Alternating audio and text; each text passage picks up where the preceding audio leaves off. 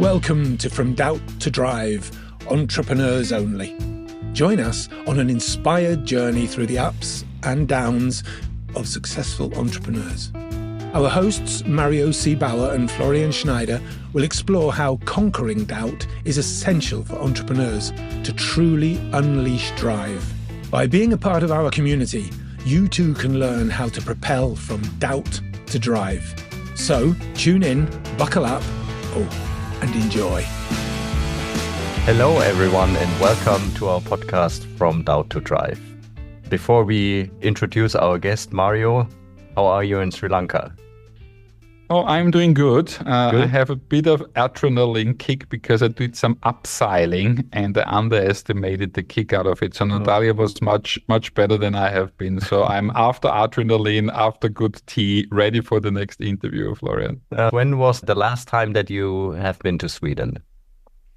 That's easy to answer because it was our last trip in Europe before we escaped to Sri Lanka. We go every year to Etham, which is our favorite hotel, and celebrate New Year's there. And we have a pretty close connection to Sweden because we got engaged but we have good memories, lots of friends in Sweden, and I'm very often there. So let's introduce our guest for today. It's Richard Bergfors. Hello, Richard.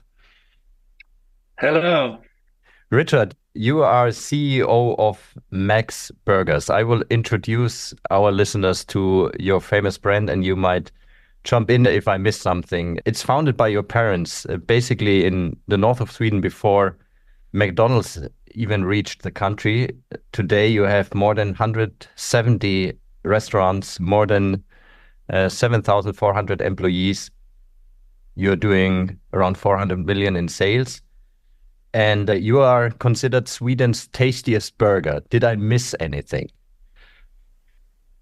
Well, yeah, probably because we've been, as you said, in business in 1968, so even before McDonald's entered Europe. And we have a bit more now. We are close to 200 restaurants, 550 million in sales. But otherwise, I think you got it right. Excellent.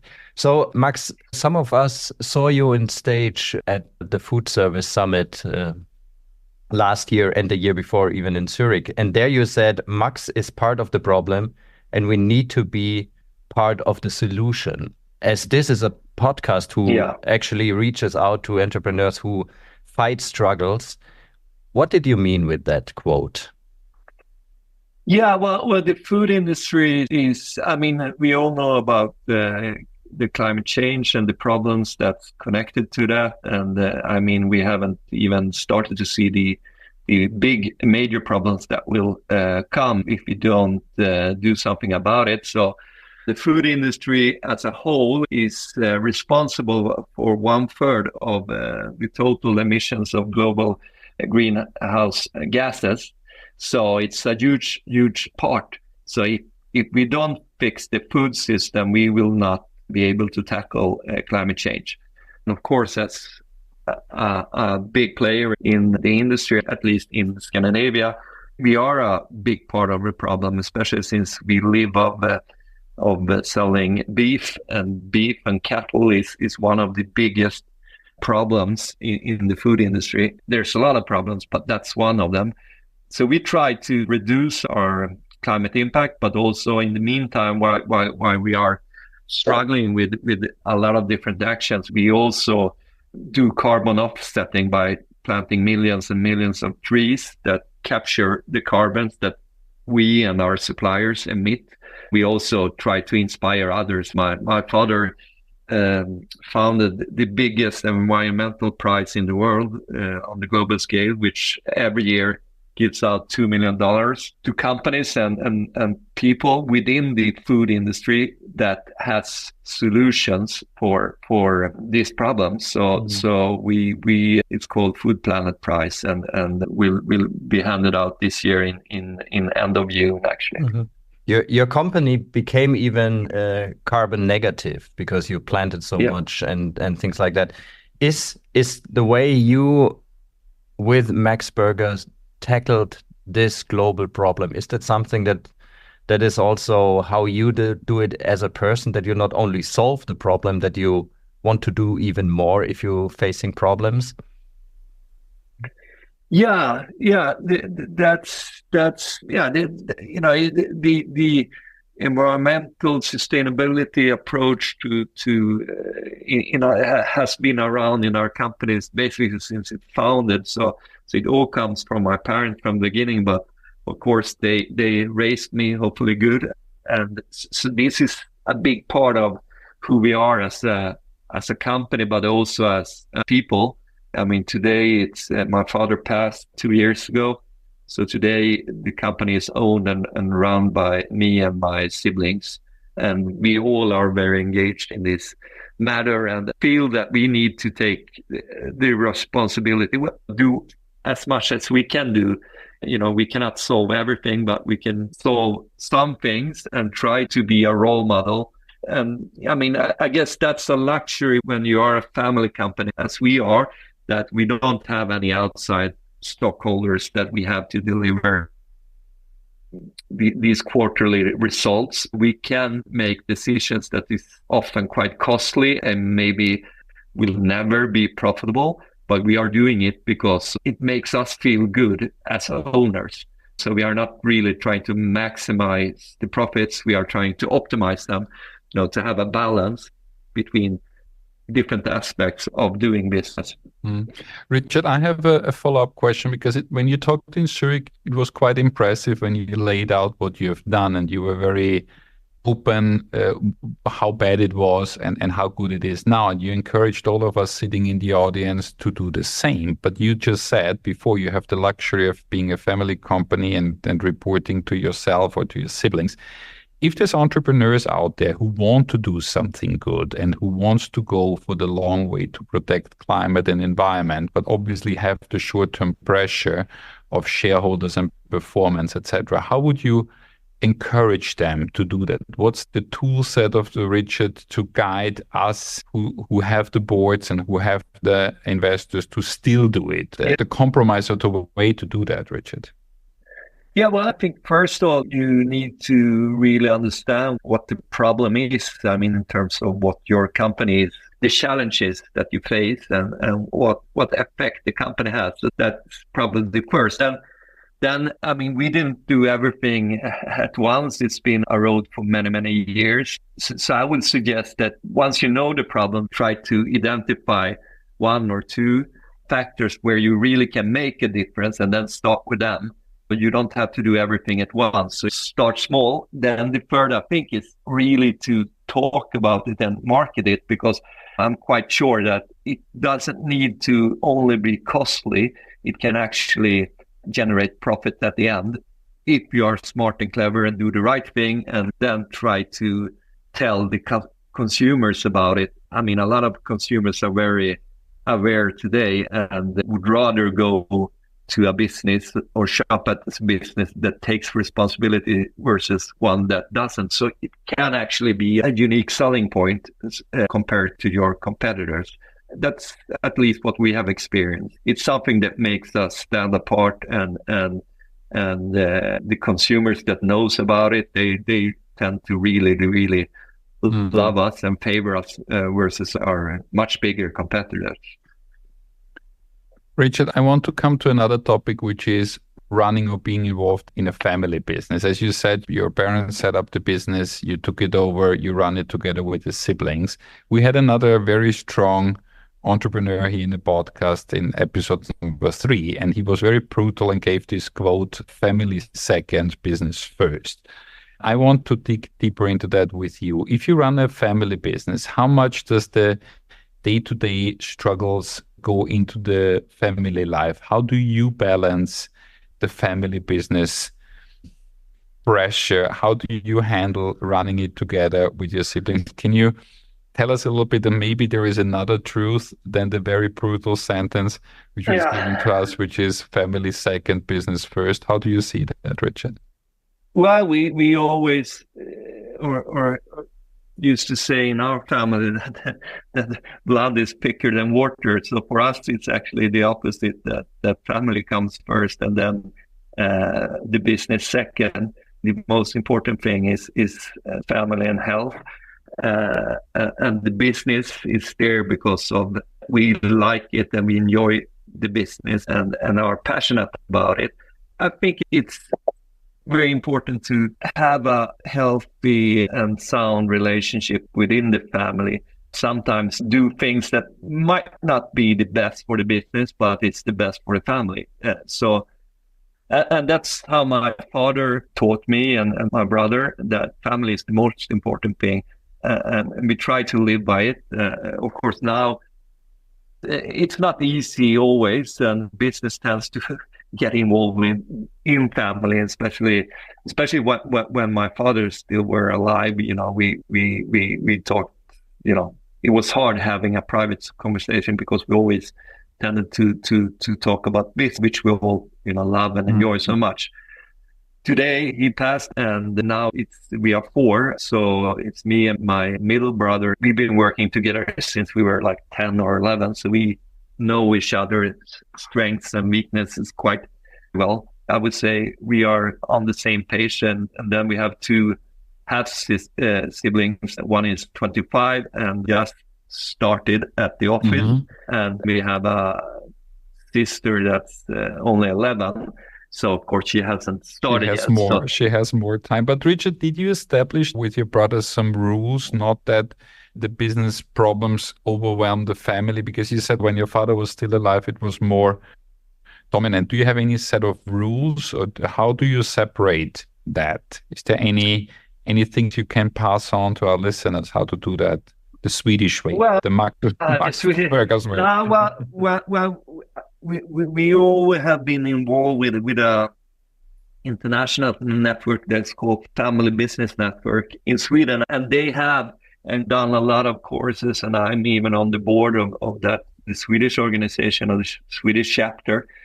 So they have a lot of tools and ways of thinking where you separate or try to separate. I mean, the company, the ownership of the company, and then the family, and those three circles interact, of course, but you have to have different rules or different tools for the different circles, because you don't necessarily have to, you can be an owner but not work in the company, as is for us right now with the youngest sibling, and that can all change over time. So they have really helped us a lot, and we have done a lot of discussions during the last 10 or 15 years.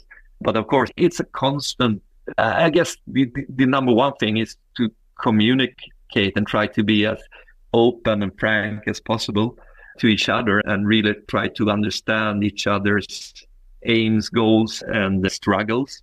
So, for instance, we are on that path. I wouldn't say that we have a perfect solution yet, but as an example, me and my two brothers, we are going this weekend down to France, to my house there, and spend like 3 days just talking about these types of issues and trying to understand each other and see where our goals align and where, if possible, they don't, and what's the solutions to that. So I think that's the number one thing, to actually take the time out of everyone's busy schedule just to go away somewhere for 72 hours and maybe have a burger or two and a couple of glasses of nice red wine, and then start to talk. Richard, this podcast is also about doubts and struggles. Can you maybe take us back to a moment in your business life where you as an entrepreneur, as a CEO, actually were facing doubts and struggle? Do you have something in mind? Yeah, sure. There's probably a lot. I remember one of the biggest doubts I had is when I was 25, and I became the president of not the Max Burger company, but another sister company that we used to have that owned a couple of hotels and nightclubs and traditional restaurants. My father wanted me to become president because our current president wanted to leave. So we had a big staff meeting at one of the hotels, and I worked a couple of hundreds of the staff there, and they introduced me as their new boss. And I mean, I could just see it was like completely silent. And they were not happy. They were not happy. And I could see on faces that they were like, pissed off. And I was like, fuck, this is going to be tough. Everyone hates me. They probably thought that I didn't know anything about the hotel business and everything. So that was really, start at -100. The first thing I did was like the CEO that were there before me had a big, nice office at the top of the building. So I immediately said, I move out of this office and I put my computer on a desk right behind the front desk of the hotel. So I wanted to be visible, and many times each day I jumped in and even handled, helped in with the check-ins and check-outs when they were really busy, and really tried to, did everything from working in the kitchen to actually clean hotel room, just to let people show them that I'm not afraid of working. I'm not afraid of doing exactly the same thing that you are doing. And I think that's how I gained their respect after a while. And how long it took you to turn around their opinion about you? You went all in, hands-on, you swallowed the negative tendency towards you. How long it took to turn it around, you think? Yeah, it was probably maybe a couple of months, 2, 3, 4 months, something like that. And I even lived at one of the hotels. So, I was there 24/7. Richard, when you nowadays face a problem, do you tend to do the same, like go all in, get to know the details, go as close as possible, be visible, you said, be close to it? Or did your approach change over the years? If you face nowadays a big problem, or maybe you can share one, what's the set of rule or your modus operandi you deal with it? Is it that you still do the same as when you have been 25, you go as close as possible and prove yourself and then get the team behind? Or what do you do now? Yeah, I probably do a bit of that, but maybe not as much as before. Before it was always lead by showing the way yourself, like doing it. Of course, since then the company has grown a lot, so I cannot be everywhere all the time. And also I've been doing it for 25 years or more. So I would say nowadays I tend to try to live through others more than I did back then. I need to understand the problem and really be close to it, but I might not necessarily do it myself anymore, or even given the answer myself. I tend to, a little bit more patient and try to inspire the solution. Even if I know what I think is the right answer, I try for someone else to figure it out and take the credit for it and put it in action. I lead more through others today than I used to do. But sometimes it's really, really hard because, I'm an impatient guy. So it's hard to not just scream out the answer and like, do it now, or else I do it myself. It's your kind of leadership style that you actually developed out of these experiences to lead others in that direction? Yeah, I would say so. Through experience and through that, I'm much older today than then. You tend to change, not maybe be as black and white as I used to be. So that's something through time that you learn. Richard, I want to talk through a lot of mistakes. Through a lot of mistakes, like all of us. I want to discuss a concept or a theory, which is, there's a German name. I don't know how good your German is, but the German name is called Schwellenangst. In English, it means it's the threshold of borders. So basically, you stand in front of this big, massive decision, and you know that you need to go through that door, but you stay in this current situation because although maybe it's uncomfortable, it's the known, and behind the door is the unknown. And we know that as leaders and entrepreneurs, we have hundreds of these decisions where we know we have to make that step, but we have this Schwellenangst, this fear of threshold and borders, and to hold us back. And I'm sure you have quite a lot of memories on that. When you are in front of such a big decision in your career or looking back, how you overcome that, how you overcome that fear of threshold and borders, this Schwellenangst, how you do that. And I mean, that's a constant struggle, because the unknown or the uncomfortable is it's like a normal human reaction to not go into that. So I actually have to force myself. I put down things. I'm quite organized, and I have these lists, like to-do lists every day. So I just put them down, and I'm not happy or satisfied before I cross them out. I just force myself, but the hard thing is actually to put it down on the list, because then it will be done. So I tend to also push it forward. If it's a really thing to do with people, I would say it's the hardest thing. Maybe you hired someone that, you feel in your gut that it's not right, but, it's hard to do it. But in my experience, you're always too late. You always push it a bit too long, and then the end, you were right the first time. The end solution is the same. So that's why I try to remember that and just try to really, really force myself, put it down on paper. Put it on the list and follow through. Yeah. It is a common theme in all the interviews with the entrepreneurs so far, Richard, that everybody says, you know it, you just have to do it. And the faster you do it, the better it is. Quotes like, act immediately, don't stop, go for that. What did you want to say, Florian? No problem. Richard, basically, you talked a lot about your doubts and struggles and all related things to that. We also want to talk about drive. What actually gave you drive when you surpassed such roadblocks? Is that a new energy that you then found or developed? Maybe you can take us to a situation where you said, this was good now, and now I'm full of energy and can move forward.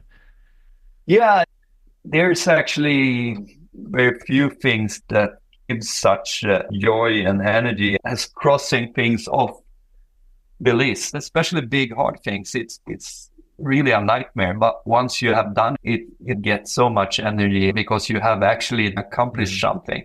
I would say that that's always been a driver for me. I'm quite competitive, and I'd like to set goals, set things to do, and then achieving them. That's, almost to an extreme. I cannot go to bed before my list is ticked off and my email box is empty. That's the last thing I do before I close my eyes every night. So something in my personality, I guess, that I just have to do the things. How did you feel? Then I have to ask, just a question. Sorry, yeah, go ahead.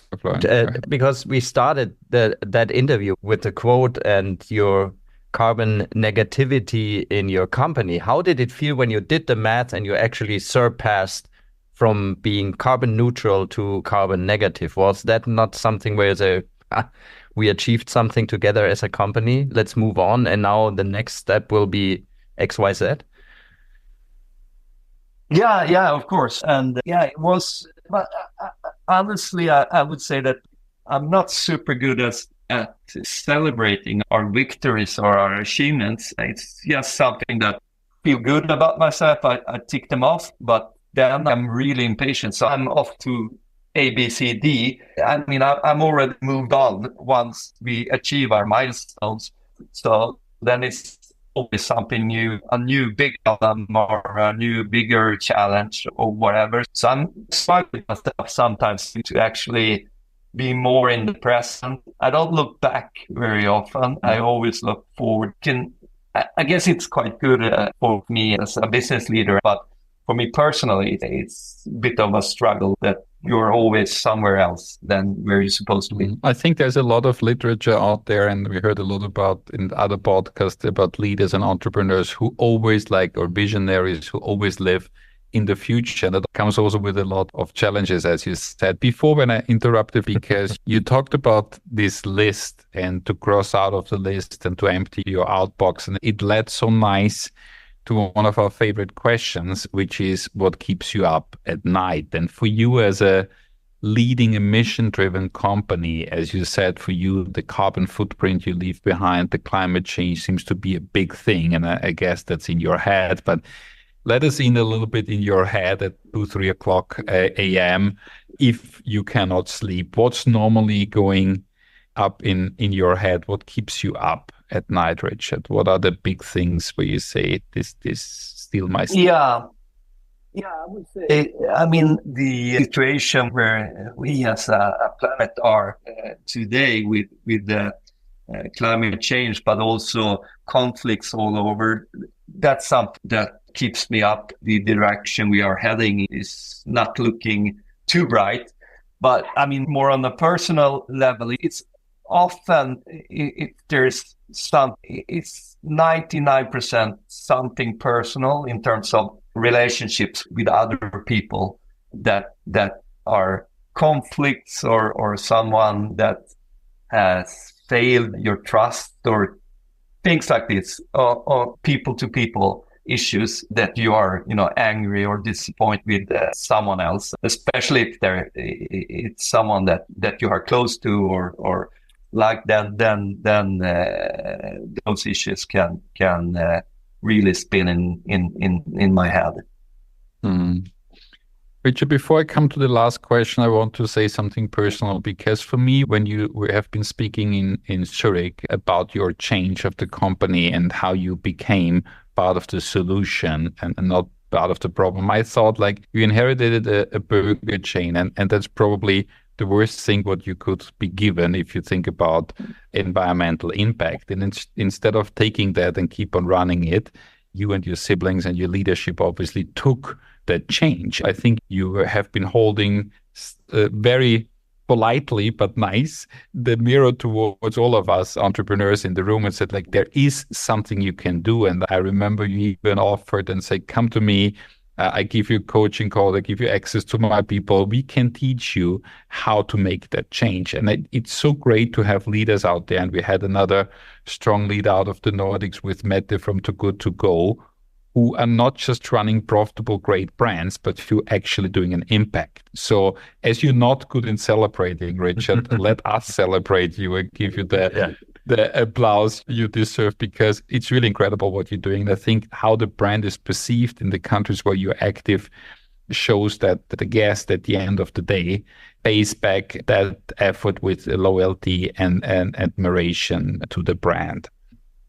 To my last question, Richard, after celebrating you, we are always trying to look for tool sets or shortcuts for entrepreneurs who struggle. And I'm sure that you also act sometimes as a mentor and people calling you, or maybe you have investments where you're not that active and you just come to the problem when the entrepreneur is calling you. If an entrepreneur is calling you up with a big roadblock in front of him or her, and you need to help or guide them through, what's your kind of checklist? As you're very good with lists, we heard that, Richard. Yeah. What's your list on how to walk them through? What's your help you provide if entrepreneurs who seek for your advice are struggling?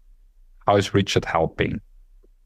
Well, I would say, first of all, I always start with how myself or the other person actually feels about the business and the product. I mean, my number one thing is, are you really passionate about the product, the service that you're offering to the market?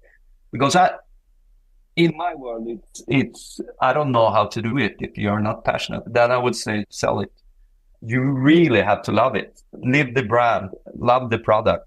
And so that's the first step, I would say. And then secondly is do you know where you are going in terms of setting a vision, mission, and goals that are hard but realistic? And the third, the people that, most, I would say, it's fail. I mean, in terms of, having the right people at the right places, surrounding yourself with hopefully greater people than yourself. So, because you cannot do it yourself. And I would say that the third one is probably where most people fail, because they don't dare to shoot people. So, and that's just, you have to force yourself to do it and to really believe. You don't always get everything right, but you have to believe in yourself, and it's better to do things than just sit still. So I take there's a lot of things we're going to summarize afterwards in our sum up with Florian, but I think what is really strong and which sticks with me now next to the climate negative person is I see you now with a big checklist, Richard, to put down all your issues, put them down and then tackle them one by one.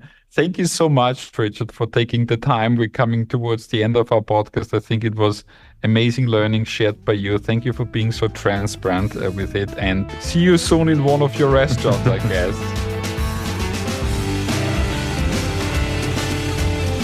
Well, what a great interview partner. What a great human being this Richard actually is. I mean, that is so cool to see again people and leaders who not making a business impact, but also, let's say, a social impact in what they are doing. And this is their 100%, their Northern 100%. Star. It's really cool. So, Mario, what do you have on the your Northern list? Star? Let me ask you, because you spend a lot of times in the North. Do you think it's a coincidence that we had not two really mission-driven leaders, and both are from Nordic countries like Sweden or Denmark? Is that a coincidence, or do you think that's a pattern? No, I think that is kind of a pattern, because the Nordic countries and the societies there, actually, it's in their DNA to care about more than just yourself in a way. You know? They have welfare systems in place. They take care about the others. They sometimes take themselves not so important than the society they are born in and live in. I think we can learn a lot. And when I asked him, Richard, what can we actually do? He said, understand the problem you cause and then start small to change it. Yeah. Because it was all about, and I remember when he talked in Zurich at the European Food Service Summit, he gave us all advice on how to do it and how to be part of the solution, as you asked him, and not part of the problem. And I really said, like, start small. It's one of my learnings down there. What I found interesting, because you asked the question about family and business, what comes first and what comes second. And he's actually in that fraction who says blood is thicker than water and family and health comes first. And of course, business is something that you enjoy and what you are passionate about, but without your family and the bonding with the family in such a family-owned business, you cannot do it. I think every family needs to find their own way. What I really like is, and I think they put in quite a lot of thoughts that he said he has in this family business network, and he's actually on the board,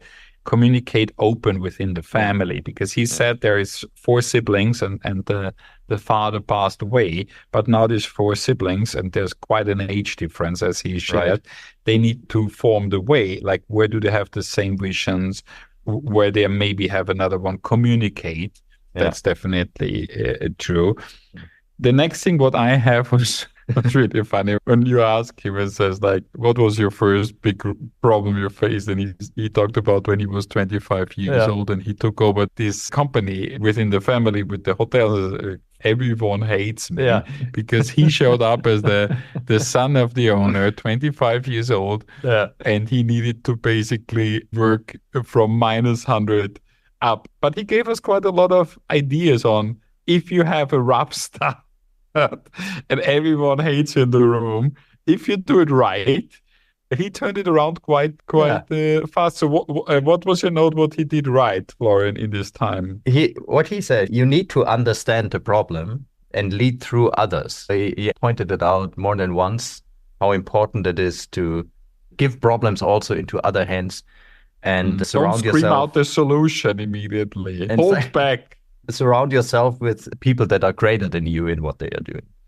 Yes, and destroy your corner offices. Move to the floor or even move into the hotel, which was also very strong learning that he lived 24/7 in there.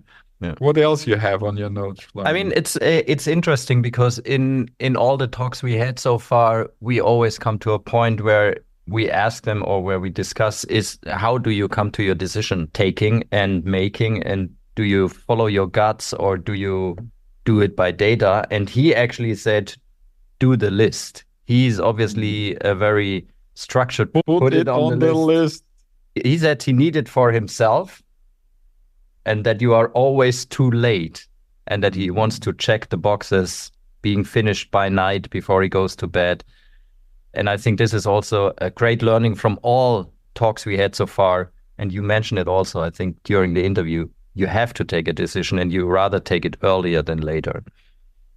I think this putting on the list is a synonym for basically, when we interviewed Gregor Gerlach, he always said he dictates it. Putting it down means basically facing it, because I think that's what he's said. The most difficult thing is to put it on the list. Yeah. Once it's on the list, if you're a strong entrepreneur, you will follow through and you tackle.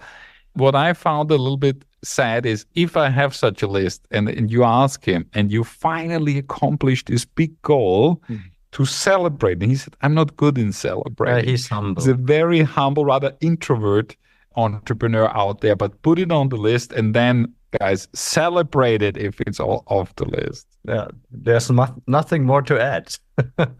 nothing more to add. At the end, when we ask him for the advice, Florian, I took down some notes. When somebody comes in doubts to him, and he basically, a very strong quote, like, change the problem or sell the company. Yeah. Change it or sell it. Yeah. And I think not being in there and complaining. Yeah, you want to change it. If you cannot change it, get rid of it and sell it. I really like that advice. Absolutely. You have to be really passionate about what you are doing.